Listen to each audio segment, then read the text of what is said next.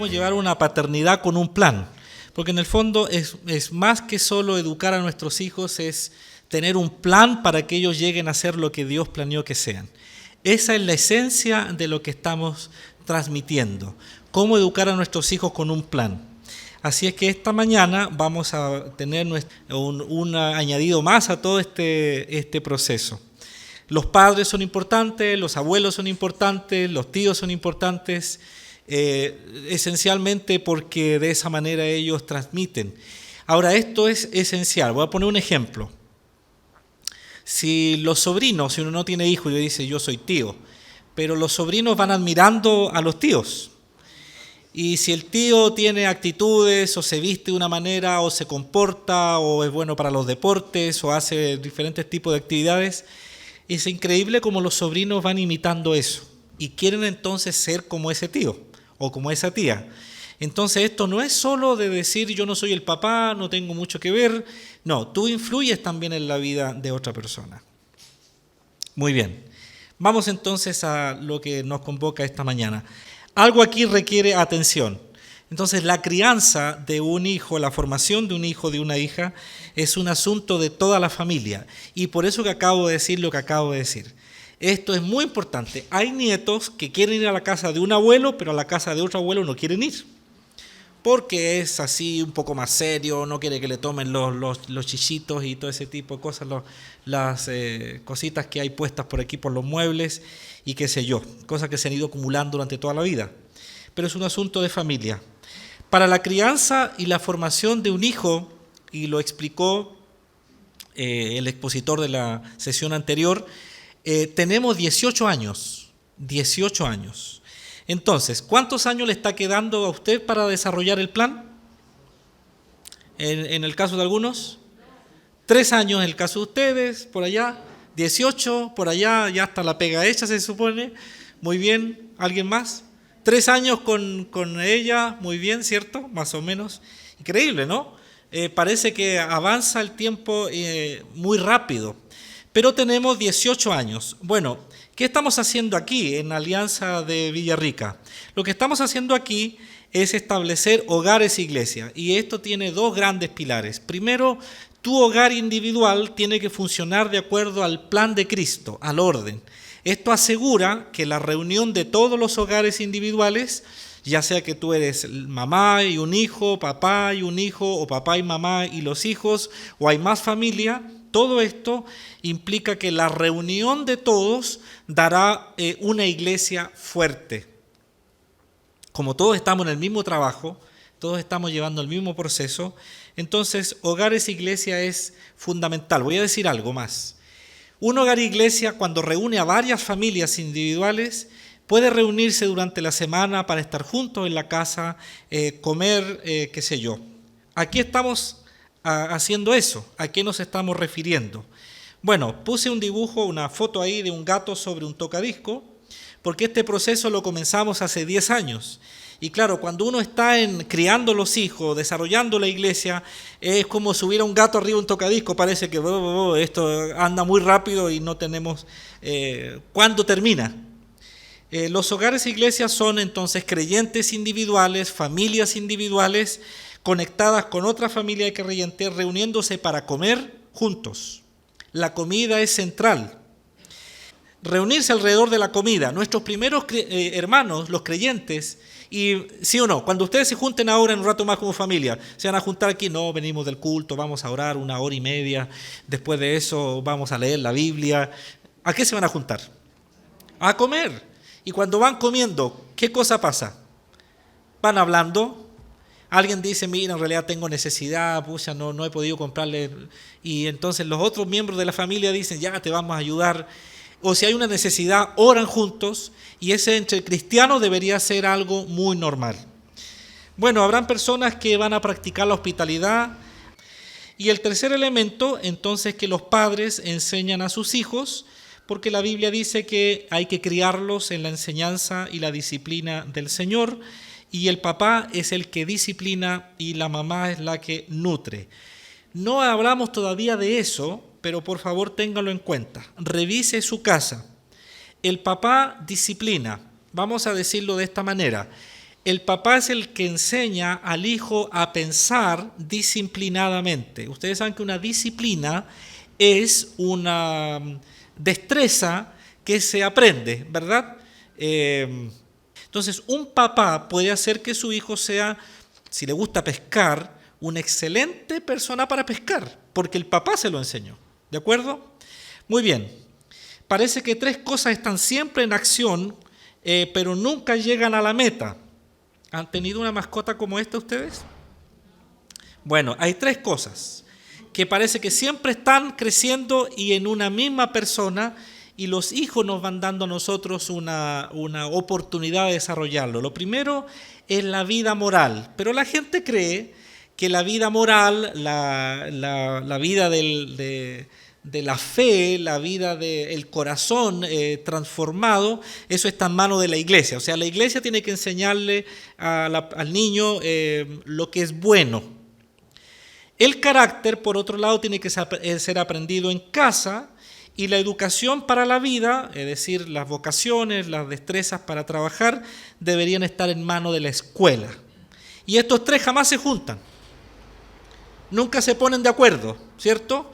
E incluso cuando uno va al médico, por ejemplo, le dicen, ¿usted tiene alguna fe? Que el médico está atendiendo el cuerpo, le dice, bueno, si no está muy bien, ¿tiene alguna fe? Alléguese a la iglesia, le va a hacer bien, tiene familia, visítelo, o sea, tratan todo de conectar. Tres piezas, la iglesia, la casa y la escuela. Pero estas tres cosas parece que estuvieran aparte.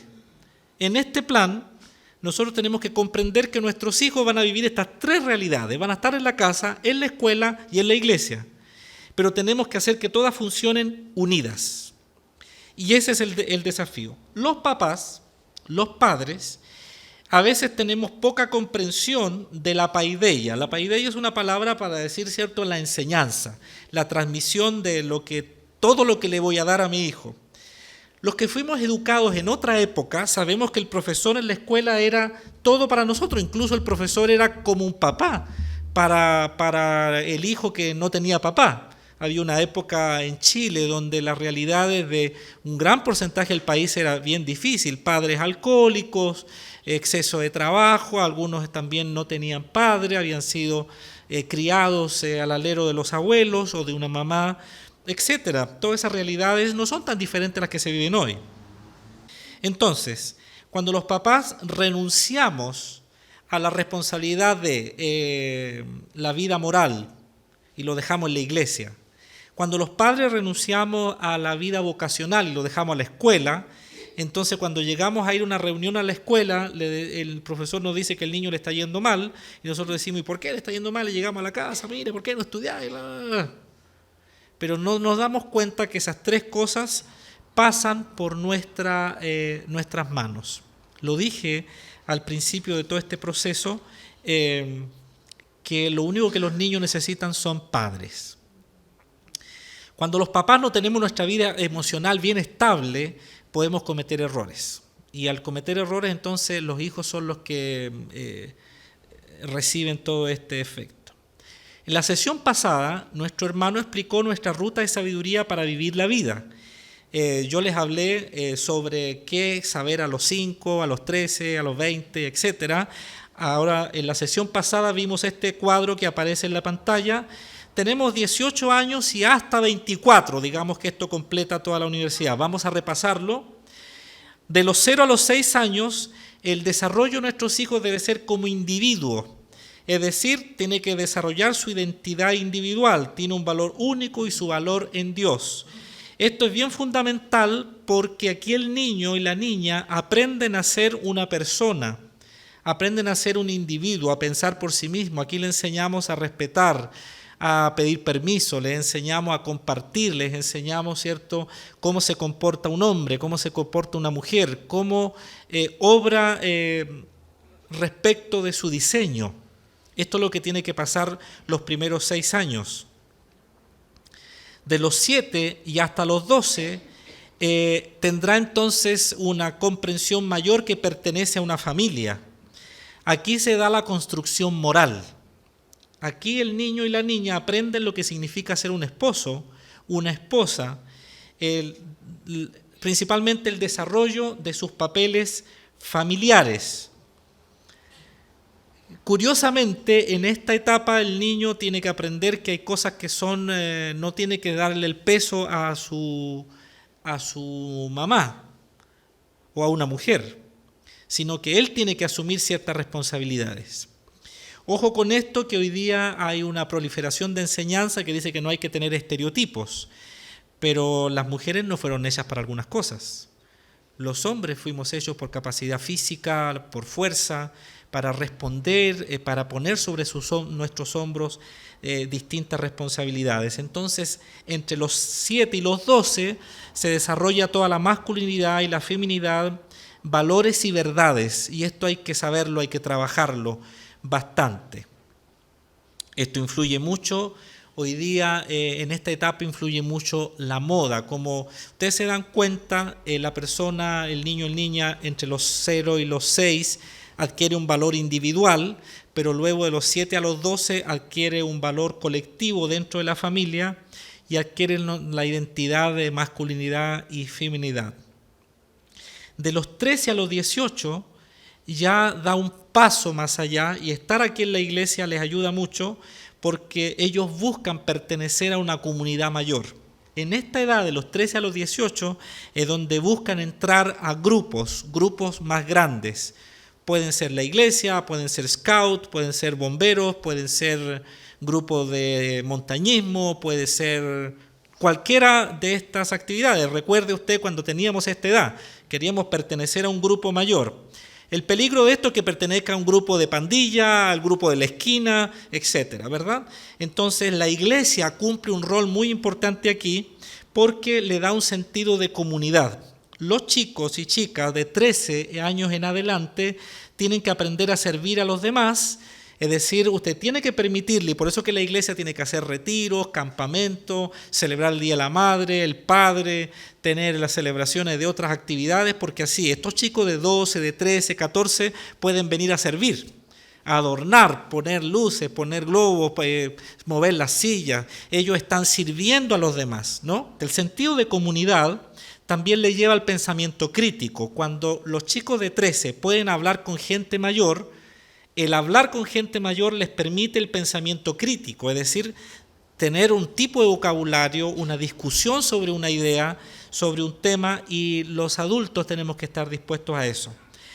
Cuando se da ese pensamiento crítico, ¿verdad? Y el papá no le dice, no, es que es así porque yo te digo que es así, el niño no está pensando por sí mismo. ¿De acuerdo? Entonces usted tiene que ver cómo la transición tiene que ir dándose, porque ahí él le está enseñando a su hijo la profundidad, desarrollando convicciones individuales, personales. Cuando entran en la adolescencia, finalmente el hijo dice no quiere, y si no quiere uno se desespera, ¿cierto? Porque quiere seguirlo tratando como un niño. Pero él ya va teniendo, o ella va teniendo, sus propias convicciones individuales. Pero lo dije al principio, cuando partimos en la sesión número 1, o en la sesión 0, que fue la introducción, lo dije, cuando un hijo adolescente está en este distanciamiento con usted como padre o madre, no se preocupe, no le está diciendo no te quiero ver más en mi vida, simplemente está adquiriendo esta idea de pertenecer, querer no pertenecer o no estar bajo tu alero, pero en el fondo sí necesita que tú estés ahí. Un hijo adolescente no necesita siempre al papá, pero lo necesita. Hay un momento en que lo necesita y ahí debe saber que puede contar con él o con ella. De los 18 para adelante y hasta los 24, que es más o menos el periodo de formación, el joven o la señorita tiene que tener clara la obra de vida y el legado que va a dejar en este mundo. Esto es muy trascendental porque algunas chicas o chicos terminan abruptamente la preparación de su obra de vida, es decir, su trabajo, por formar un hogar, por irse al mundo, por tal vez no elegir bien y tener una carrera y otra, y al final se van frustrando porque llega a cierta edad donde uno siente que ya debe sostenerse económicamente por sí mismo. Entonces los padres tenemos que preocuparnos que el hijo o la hija entre a la universidad o al instituto de formación profesional o vaya por el entrenamiento que haya decidido para que cumpla la obra de su vida, es decir, para qué está diseñado ser. El desarrollo entonces tiene que venir de la mano de una visión o propósito más allá de mi casa. Un error que cometen los papás, que cometemos los papás, es que si uno es de una área del saber, quiere que los hijos sigan por ese mismo camino.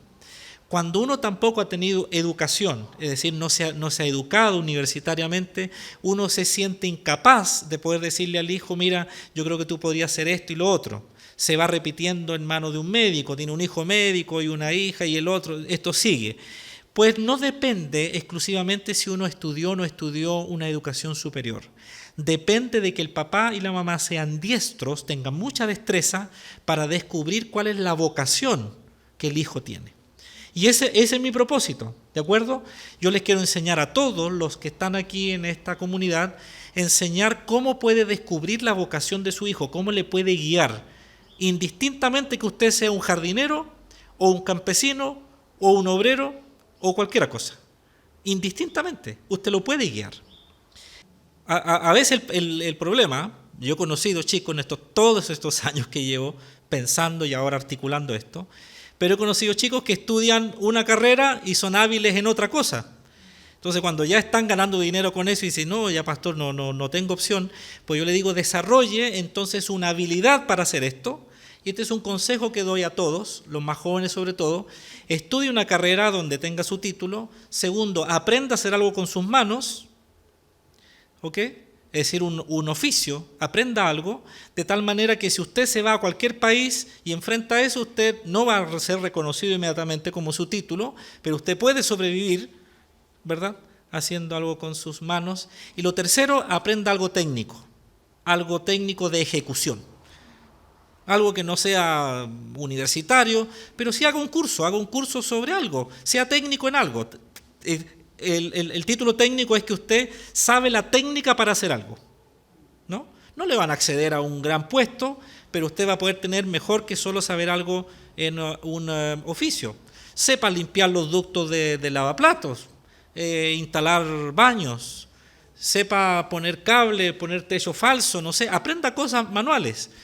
Esto debe ser. Por eso los papás no tienen que decirle a los hijos, no se va a accidentar. No, si no se va a accidentar, y a lo mucho cuando se accidente, digamos, sea un accidente grave. Pero no, usted tiene que permitirle, es parte del entrenamiento. Incluso cuando juegue, permítele que juegue con algunas cosas porque al hijo le va a llamar la atención, ¿verdad? Para organizar.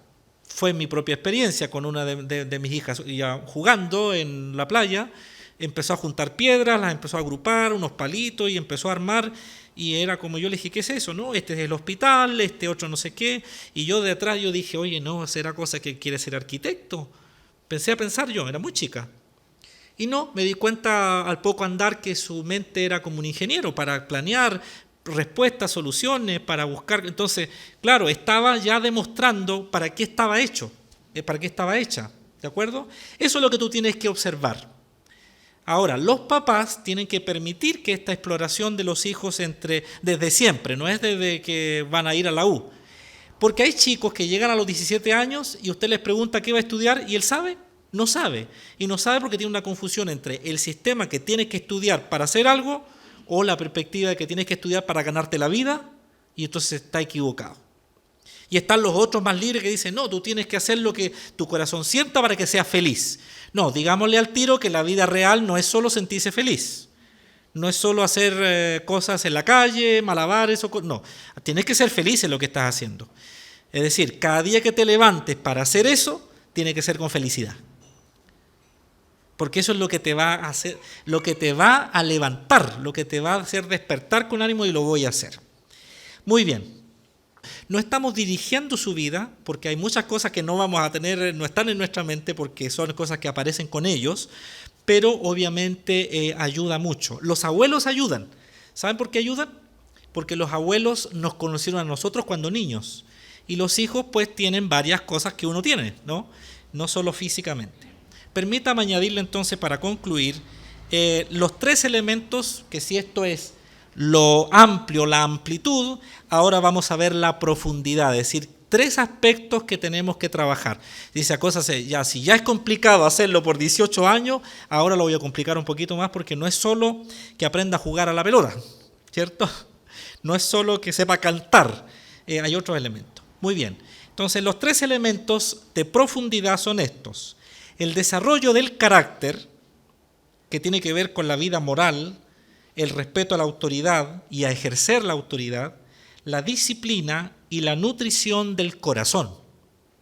Es decir, que el niño o la niña tengan un carácter templado, porque eso es lo que lo va a hacer decidir mañana.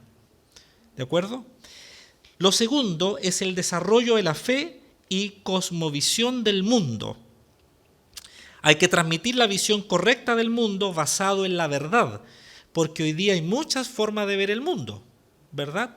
El mundo, por ejemplo, nosotros estamos en el proceso de cambiar el modelo, de un modelo X a otro modelo. Son formas de ver el mundo, ¿verdad? Y una de las cosas que debemos saber es que todo modelo tiene sus puntos fuertes y buenos en beneficio de los demás, pero también tiene sus puntos malos. No hay un modelo perfecto. Pero no estamos hablando de un modelo. Ustedes se van a encontrar con esta idea. ¿Es cristiano o no es cristiano? Se pone el cristianismo a la misma par de si tú eres musulmán, si tú eres pueblo originario, si tú eres... Es como que se clasifica como que fuera una institución. Por eso decimos, no asistimos, sino que pertenecemos. Es algo distinto.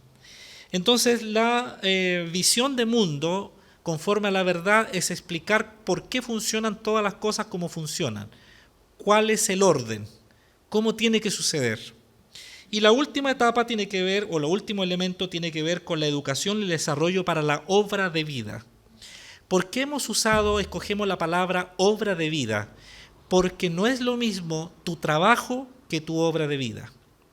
Puede que tú tengas un trabajo como panadero, pero tu obra de vida es ser un educador. La obra de vida es el diseño, el papel que tú llevas en este mundo para dejar un legado, para dejar algo que trascienda aun cuando mueras. Entonces, tres cosas: desarrollo del carácter, desarrollo de la fe y conocimiento del mundo, la cosmovisión del mundo, y la educación o el desarrollo para la obra de vida.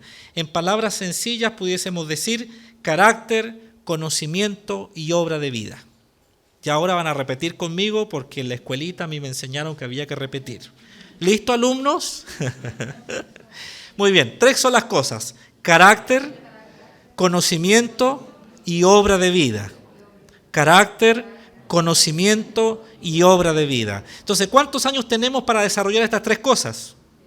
18, porque ahí ya después de los 18 la chica se va a los centros universitarios y se mantiene una relación con nosotros de diálogo, de crecimiento, pero tenemos que ir aceptando que va entrando al mundo global. ¿Cómo se vería el plan entonces completamente? Se lo presento. Así se vería. Entonces tenemos la amplitud, que serían 18 y hasta 24 años, ¿cierto? Que más o menos se cierra todo el proceso. No es que no siga creciendo, va a seguir, pero él ya va a tener que empezar el proceso con un ser humano pequeño o él mismo ir aceptando. Ahora, voy a explicar en su momento después de los 24, ¿por cierto? Porque esto sigue hasta que nos muramos, pero eso viene para el próximo año. No lo voy a poner aquí porque nosotros somos responsables de ello por 24 años más o menos. Entonces tenemos en la amplitud 0 a 6, 7 a 12, 13 a 18 o 17 y 18 a 24, que sería todo el proceso. Y desde ahí, pues usted tiene que enviar a su hijo a decidir y enfrentar el mundo, ¿no? Muy bien, concluyamos con estos pasajes bíblicos. Siempre me gusta que ustedes lleven pasajes bíblicos, por favor, márquenlos. Proverbios 27, 19, en cuanto al carácter. Así que, como el rostro se refleja en el agua, el corazón refleja a la persona tal como es. Carácter. Carácter. Y usted no quiere pasar vergüenza cuando se escuche de su hijo, ¿cierto? O de su hija. Usted no quiere pasar eso. No quiere tener que ir a verlo a la cárcel, no quiere tener que encontrarlo, quitarlo de una pandilla. No quiere hacer eso, ¿cierto? Usted quiere que su hijo realmente tenga un corazón precioso. Entonces, eso se trabaja, ¿ya? Y una de las cosas, cómo se trabaja, es que el hijo copie a su papá. Que lo copie a su mamá. Y entonces, si queremos que nuestro hijo sea de un carácter afable, nosotros tenemos que trabajar nuestro carácter, ¿cierto? Porque ellos van a responder así. Busque otro pasaje, un par de pasajes. Aquí en esta fila, Romanos 10:17. Y acá en esta otra fila, Hebreos 11:3. Romanos 10:17 y Hebreos 11:3. La fe viene por el oír, y el oír la palabra de Dios.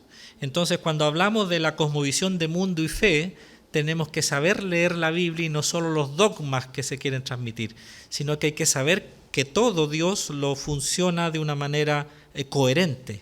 Entonces, el mundo se puede explicar desde la ciencia, por supuesto, porque hay ciencia en todo. Mira lo que dice Hebreos. Por la fe entendemos que todo el universo fue formado por orden de Dios, ¿cierto? Y que lo que llegó a ser no vino de cosas visibles, sino que de cosas que no se ven a simple vista. Entonces, el todo, la ciencia que ha ido... Esto explica la ciencia, ¿no? Porque hay cosas que nosotros no entendemos cómo llegaron a ser. Y la ciencia fue descubriendo nuestra capacidad de investigación. Pero dice que todo lo hizo Él. De tal manera que lo que se va conociendo de Él, Él lo va revelando, ¿no? Y esto es gradual. De tal manera que nuestros hijos también tienen que ser educados con la Biblia y en el campo, ¿cierto?, de la cosmovisión de Dios, para entender por qué funcionan las relaciones humanas, por qué funciona todo de esta manera, cuáles son las distorsiones o nuestras añadiduras. Y Efesios 2:10, para concluir con el tercer elemento de la obra de vida, nosotros somos la obra maestra de Dios. Todo ser humano que llega a la tierra, Dios nos creó como una obra maestra, perfecta, a fin de que nosotros hagamos las obras que Él ya planeó de antemano para que anduviésemos en ellas. ¿Ustedes se han dado cuenta que en el huerto del Edén Dios no creó los músicos? ¿Cierto? No. Creó los mecánicos, los ingenieros, los matemáticos, los panaderos. ¿Y por qué existen todas esas cosas hoy día? Los comerciantes, los políticos. ¿Por qué existe todo eso? ¿Es malo? No, dice que Él creó un ser humano y le dijo: ahora llena la tierra y administra, progresa, avanza. Entonces, cuando nosotros nos encontramos con estas vocaciones, con todo esto que va naciendo en nuestro corazón, y cuando nuestros hijos no saben qué estudiar, no es solo porque los papás no le hayamos ayudado en la vocación, sino porque las circunstancias a nuestro alrededor no estaban conforme al diseño. Padres que no nos guiaron por el camino de comprender que Dios había hecho algo en mí. Él me creó a mí para algo. Ahora, circunstancias como un accidente, como temores, como violencia, como abandono, como tantas cosas, suceden que te van dejando a ti desorientado. Y después tienes que trabajar en algo porque hay que vivir. Pero lo ideal, lo objetivo en este proceso que estamos, que sus hijos puedan llegar a los 17 años sabiendo para qué están hechos. Que Dios permita que ustedes le añadan, le entreguen todas las herramientas. Muy bien, hoy día no vamos a hacer trabajo en grupo, sino que hoy día la exigencia es que ustedes vayan con esto y se sienten con su familia, con su matrimonio, tal vez con sus padres, y puedan entonces escribir y decir: a ver, muy bien. ¿Qué hacen los que ya criaron? Por ejemplo, aquí ustedes dos. Miren qué cosas pasaron. A lo mejor hablando con la hija y decir: mira, yo a esta edad sí aprendí esto, a esta edad yo recibí esto, no se dieron cuenta, pero ustedes me permitieron esto. Llevarme a la iglesia me permitió que yo fuera una profesora hoy día, porque, etcétera, ¿cierto? Cosas así. Muy bien, entonces van a trabajar esto, porque la próxima semana entonces vamos a añadir algunos elementos, pero ahí vamos a trabajar en grupo para escucharnos y orientarnos, ¿cierto? ¿Cómo se imaginan ustedes que el niño en carácter, porque aquí hay que combinar las cosas, si la primera infancia, vamos a tomar el ejemplo del matrimonio de atrás, si hay que establecerlo como individuo, hijo de Dios, único, valioso, perdonado, independiente, qué sé yo, ¿cómo hacemos ahora para que la meta de los 0 a los 6 se cumpla en estos 3 elementos? ¿Cómo logro que sea identificado como un individuo valioso en carácter? ¿Qué cosa tiene que enseñarle en cuanto a conocimiento de Dios para que logre ser un individuo cabal? ¿Y cómo lo ayudo en la obra de vida entre los 0 y los 6? ¿Cómo lo ayudo? ¿Qué hago? ¿No? ¿Qué recursos hago? Porque a usted le va a pasar que a veces hay chicos los lleva a una obra de teatro, a un concierto y todo eso, y ellos quieren ser músicos, bailarines, actores. Si usted vive al lado del cuerpo de bomberos, va a querer ser bombero, porque eso le llama, porque lo está viendo. Entonces usted expóngalo a todas las posibilidades que pueda. Muy bien. No se desanimen, porque esto tiene frutos. ¿Cierto? Lo que le pasa a los papás a veces que dicen, no, esto va a ser difícil hacer, no es difícil. Si uno no lo estudia, no puede saber, todo se aprende. ¿De acuerdo? Muy bien, que Dios bendiga a sus familias. Gracias por este hermoso tiempo. Vamos a orar al Señor entonces para que Dios les ayude.